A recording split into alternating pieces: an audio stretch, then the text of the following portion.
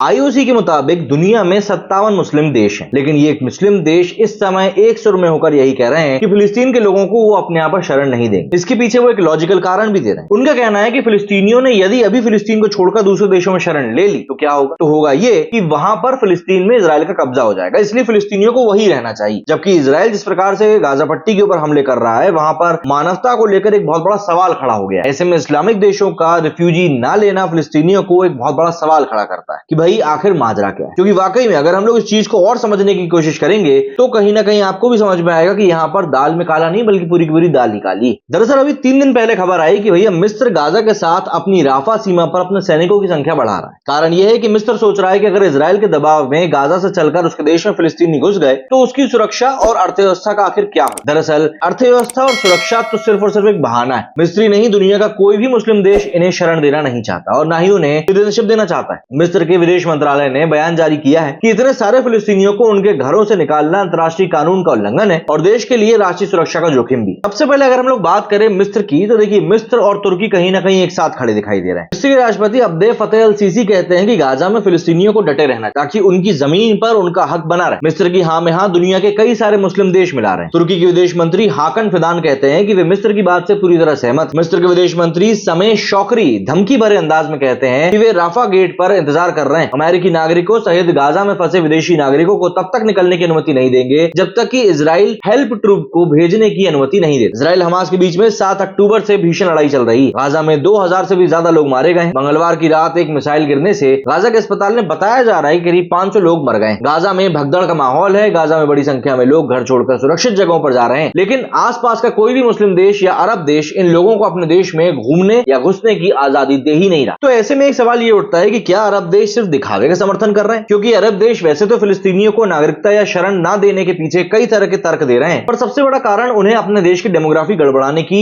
एक पॉसिबिलिटी के तौर पर लग रहा है। जॉर्डन ने लाखों फिलिस्तीनियों को अपने देश में शरण दी, लेकिन बाद में वे जॉर्डन के शाह के ही दुश्मन हो गए। भारत भी पूर्वोत्तर के कई राज्यों में शरणार्थियों के चलते कई समस्याएं पैदा हुई हैं। अरब देश फिलिस्तीनियों को काम के लिए तो स्वीकार कर रहे हैं, पर ऐसे काम ही देना पसंद कर रहे हैं जो निम्न स्तर के, और उनके अपने देश के लोग वो काम करना पसंद नहीं करते। लेबनान में बहुत सी ऐसी नौकरियां हैं जिनके लिए फिलिस्तीनी नागरिकों को कतई नहीं लिया जाता है। ये ऐसी नौकरियां हैं जिनमें पैसे ज्यादा हैं और सम्मान। बाकी अरब देशों में भी फिलिस्तीनियों के साथ किसी न किसी तरह का दोयम दर्जे का व्यवहार किया ही जा रहा है, लेकिन कोई इसके खिलाफ कुछ नहीं बोल रहा क्योंकि सब आंखें बंद करके बैठने में ही भलाई समझ रहे हैं। ऐसे में फिर सवाल उठता है कि जब ईसाई देश ईसाइयों को शरण देते हैं तो फिर मुस्लिम देश मुसलमानों को क्यों शरण नहीं दे रहे हैं? सीरिया संकट के समय भी शरणार्थियों को मध्य एशिया में जगह नहीं मिली थी। अधिकतर इस्लामी देश इन्हें अपने यहाँ शरण देने को तैयार नहीं हुए थे। यूरोप पहुंच रहे शरणार्थियों को बहुत से देशों ने शरण दी। हालांकि पूर्वी यूरोप के देशों को धर्म के आधार पर शरणार्थियों को चुनने का विरोध भी हुआ था। स्लोवाकिया, पोलैंड, बुल्गारिया आदि देशों ने खुलकर कहा था कि उन्हें ईसाई शरणार्थी मंजूर होंगे। तत्कालीन पोलिश प्रधानमंत्री इवा कोपकस ने पोलैंड को एक ईसाई देश बताते हुए कहा था कि ईसाइयों की मदद करना उनकी विशेष जिम्मेदारी। बल्गेरियाई प्रधानमंत्री ने भी कहा था कि उनके देश में मुसलमानों के खिलाफ कुछ भी नहीं, लेकिन मुस्लिम शरणार्थियों को स्वीकार करने से देश की धार्मिक संरचना में बदलाव आ सकता है। एस्टोनियाई ने भी मुस्लिम प्रवासियों को लेने के खिलाफ तर्क देते हुए कहा था कि आखिरकार हम ईसाई संस्कृति से संबंधित देश हैं। चेक राष्ट्रपति मिलोस जेमन ने कहा था कि शरणार्थी पूरी तरह से सांस्कृतिक पृष्ठभूमि से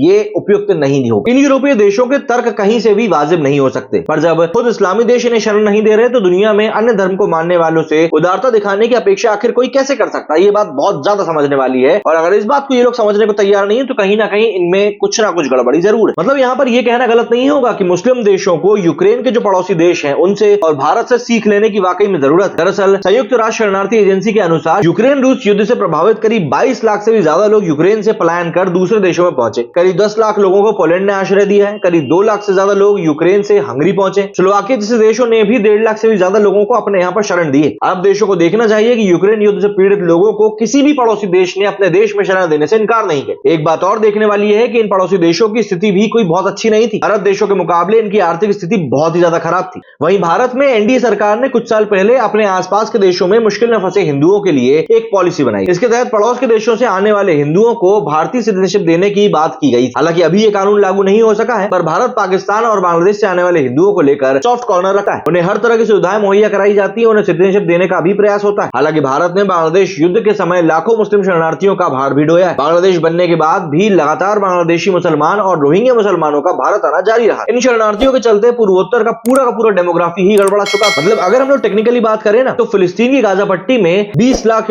फिलिस्तीनी है। अगर हम लोग हर एक मुस्लिम देश के हिस्से की बात करें तो हर मुस्लिम देश के हिस्से मात्र 35,000 फिलिस्तीनी आते हैं, उसके बाद भी ये लोग मुंह मोड़ के बैठे हैं। दरअसल 1959 में अरब लीग रिजोल्यूशन 1547 कहता है कि फिलिस्तीनियों को उनके अपने देश की नागरिकता दिलवाने के लिए अरब देश सपोर्ट करें, पर अपने यहाँ उन्हें शरण न देंगे और न ही नागरिकता देंगे। फिलिस्तीनियों को अपने यहाँ शरण न देने के पीछे अरब देशों के तर्क इतने सतही हैं जो किसी के गले नहीं उतरते। अरब देश ये तर्क देते हैं कि अगर उन्होंने अपने देश में फिलिस्तीन के लोगों को नागरिक अधिकार देना शुरू कर दिया तो ये एक तरह से फिलिस्तीन को खत्म करने जैसा हो। लोग भाग भाग कर बाहर बसने लगेंगे और फिलिस्तीन पर पूरी तरह से इजराइल का कब्जा हो जाएगा। अरब देशों का तर्क यह है कि लोग भूखे मर जाएं, इजराइल की गोली से मर जाएं, लेकिन वो उनको अपने यहाँ पर शरण नहीं देंगे। 1959 के बाद से फिलिस्तीनियों की करीब 3 पीढ़ियां बर्बाद हो चुकी हैं। अरब देश अभी तक 6 दशक पुराने रेजोल्यूशन से चिपके हुए हैं। अरब देशों को नया रेजोल्यूशन पास करना चाहिए। अगर फिलिस्तीनी नागरिकों की वाकई चिंता है तो हर इस्लामी मुल्क को उन्हें शरण देने के बारे में भी सोचना चाहिए। फिलिस्तीनी नागरिकों की कुल संख्या करीब 20 लाख है। अगर 57 इस्लामिक देशों में इनका विभाजन भी कर दिया जाए तो हर इस्लामिक देश के जिम्मे केवल 35,000 फिलिस्तीनियों का ही भार आएगा। लेकिन देखिए, उसके बावजूद भी इनके दरवाजे इनके लिए खुल नहीं रहे, बस बंद करके बैठे हुए हैं कि नहीं भैया हम तो नहीं कर पाएंगे। क्या कहना है आप लोगों का इस बारे में कमेंट करके जरूर बताइएगा। मेरे वीडियो फिलहाल उतना ही। जय हिंद, जय भारत।